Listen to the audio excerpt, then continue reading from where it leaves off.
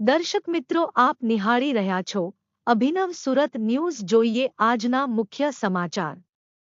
કચ્છના ભુજ તાલુકાના કંઢેરાઈ ગામે 540 ફૂટ ઊંડી બોરવેલમાં યુવતી પડતા તંત્રમાં દોડધામ મચી છે. ભુજ ફાયર વિભાગની ટીમ ઘટના સ્થળે પહોંચી રેસ્ક્યુ હાથ ધર્યું છે. છેલ્લા 6 કલાકથી રેસ્ક્યુની કામગીરી ચાલુ છે. વાડીમાં ખેતમજૂરી કરતા શ્રમજીવી પતિવારની 18 વર્ષની પુત્રી બોરવેલમાં પડી જતા પરિવારમાં દુઃખનો માહોલ છે. ગઈકાલે ભુજમાં એક યુવતી 540 ફૂટ ઊંડા બોરમાં પડી ગઈ હતી, જેને બહાર કાઢવાના પ્રયાસો શરૂ હતા. 24 કલાક વીતી ગયા છે.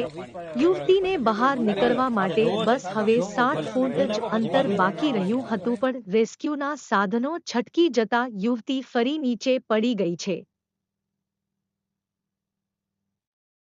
યુવતીને બહાર કાઢવા માટે હજુ પણ વધુ સમય લાગી શકે છે.